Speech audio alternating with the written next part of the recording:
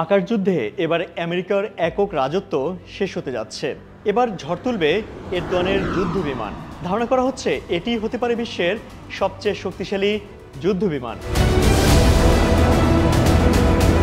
পৃথিবীর সবচেয়ে শক্তিশালী যুদ্ধ বিমানগুলোর তালিকা করলে মার্কিন F-35 যুদ্ধ বিমানও উপরের দিকেই থাকবে। 6th জেনারেশনের যুদ্ধ বিমান উড়িয়ে এর মধ্যে বিশ্বে আলোড়ন সৃষ্টি করেছে চীনও। এবারে পৃথিবী বিখ্যাত যুদ্ধ বিমান নির্মাণের তালিকায় নাম লিখিয়েছে তুরস্ক।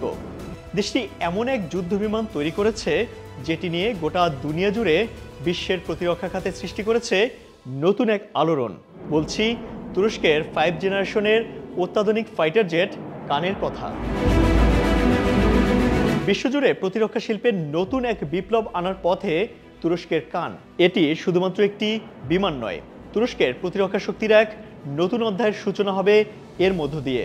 এর মাধ্যমে তুরস্ক বিশ্বের বৃহত্তম প্রতিরক্ষা শক্তিগুলোর সঙ্গে পাল্লা দিতে প্রস্তুত হচ্ছে। প্রিয় দর্শক, আজকের পর্বে দেখব তুরস্কের এই শক্তিশালী ফাইটার জেট কানের আদ্যপান্ত নিয়ে। এছাড়া এই প্রকল্পে কোন কোন দেশ একসাথে কাজ করতে চায় তাও জানবো আজকের পর্বে। মার্কিন F-35 এর বিকল্প হিসেবে কানের উপর কেন সবার এতটা আগ্রহ রয়েছে, সর্বোপরি এরদোয়ানের তুরস্কের প্রতিরক্ষা খাতে এগিয়ে যাওয়ার গল্প থাকবে আজকের পর্বে। চ্যানেলটি সাবস্ক্রাইব করে আমাদের সাথেই থাকুন। যুদ্ধবিমান যে কোনো দেশের বিমান বাহিনীর সবচেয়ে গুরুত্বপূর্ণ অংশ, কারণ যুদ্ধবিমানগুলো অধিকাংশ সময়ে সবচেয়ে গুরুত্বপূর্ণ, দ্রুত এবং শক্তিশালী সমরযান হিসেবে আবির্ভূত হয়। পৃথিবীর সবচেয়ে শক্তিশালী যুদ্ধবিমানগুলোর তালিকায় এবার নাম লেখাচ্ছে এরদোয়ানের দেশ তুরস্ক। তুরস্কের এই নতুন ফাইটার জেট কানের ডিজাইন এমনভাবে করা হয়েছে যেন এটি আধুনিক যুদ্ধের জন্য এক আদর্শ অস্ত্র। এর স্টিলথ প্রযুক্তি অনায়াসে ফাঁকি দিতে পারে শত্রুপক্ষের রাডার, যার দুটি শক্তিশালী ইঞ্জিন 10 টন পর্যন্ত অস্ত্র বহন করতে সক্ষম, এবং অত্যাধুনিক সেন্সর প্রযুক্তি দিয়ে কান হতে যাচ্ছে বিশ্বের এক অত্যাধুনিক নতুন যুদ্ধবিমান। তুর্কি এয়ারসেফ ইন্ডাস্ট্রির প্রধান দাবি করেছেন কান যুদ্ধবিমানটি মার্কিন F-35 এর চেয়ে অনেক শক্তিশালী এবং উন্নত।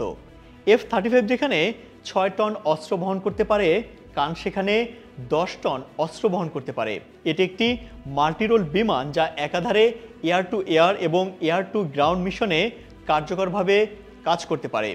শুধু তাই নয়, বিমানটির সেন্সর এবং রাডার সিস্টেম অত্যাধুনিক প্রযুক্তির মাধ্যমে সজ্জিত।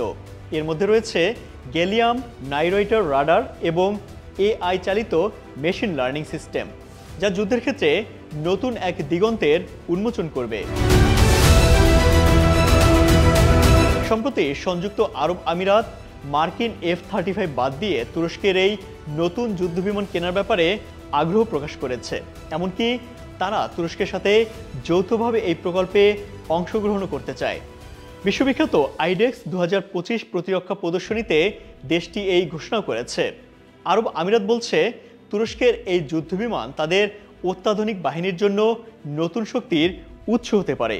প্রাথমিকভাবে তারা F-35-এ আগ্রহী হলেও মার্কিন কর্মকর্তাদের সঙ্গে দীর্ঘ সময় ধরে আলোচনা হঠাৎ থমকে যায়। দেশটি জানিয়ে দেয় যুক্তরাষ্ট্রের F-35 যুদ্ধবিমান কেনার আলোচনা তারা আর চালিয়ে যেতে চায় না। আরব আমিরাতের এমন সিদ্ধান্তের পর পুরো পৃথিবীর নজর এখন তুরস্কের নতুন এই কানের উপর, কারণ ইতিমধ্যে F-35-এর চেয়ে অত্যাধুনিক, শক্তিশালী এবং সাশ্রয়ী বিকল্প হিসেবে বিশ্বের অনেক দেশই খুঁজে নিচ্ছে কানকে। অবশ্য আরব আমিরাতই একমাত্র দেশ নয় যারা কানের প্রতি আগ্রহ প্রকাশ করেছে। সৌদি আরব এবং পাকিস্তানও এই যুদ্ধবিমান কেনার ইচ্ছা প্রকাশ করেছে এবং তুরস্কের সঙ্গে যৌথভাবে উৎপাদন করতেও প্রস্তুত তারা। এমনকি আজারবাইজানও সম্ভাব্য অংশীদার হিসেবে একে চূড়ান্তভাবে বিবেচনা করছে। কিন্তু কি আছে তুরস্কের এই নতুন যুদ্ধবিমানে? কেন আকর্ষণীয় হয়ে উঠছে বিশ্বব্যাপী? কেন হচ্ছে এতটা আলোচনা? তুরস্কের এই যুদ্ধবিমানটির জন্য স্বদেশি ইঞ্জিনও তৈরি করছে তারা, যা আগামী 2028 থেকে 2029 সালে কার্যকর হবে। অর্থাৎ অন্য দেশের উপর নির্ভরশীলতা কমিয়ে নিজস্ব শক্তির উপর দাঁড়িয়ে তুরস্কের প্রতিরক্ষা ক্ষেত্রের বিশাল কীর্তি গড়তে প্রস্তুত তারা। তুরস্কের কান যুদ্ধবিমান অন্য যে কোনো অত্যাধুনিক যুদ্ধবিমানের তুলনায় অনেক সাশ্রয়ী হবে এবং উচ্চ মূল্যে মার্কিন F-35-এর বিকল্প হিসেবে কান অনেক বেশি লাভজনক। বিশেষ করে এমন দেশগুলোর জন্য যারা সীমিত বাজেটের মধ্যে নিজেদের প্রতিরক্ষা সক্ষমতা বাড়াতে চায়। তুরস্কের এই বিমানটি কম খরচে অত্যাধুনিক যুদ্ধের জন্য শক্তিশালী এবং কার্যকরী একটি বাহন হিসেবে নিজেকে প্রতিষ্ঠিত করতে চলছে। আজ এ পর্যন্তই। ভিডিওটি ভালো লাগলে লাইক, কমেন্ট আর সাবস্ক্রাইব করতে একদমই কার্পণ্য করবেন না। ভালো থাকুন সব সময়।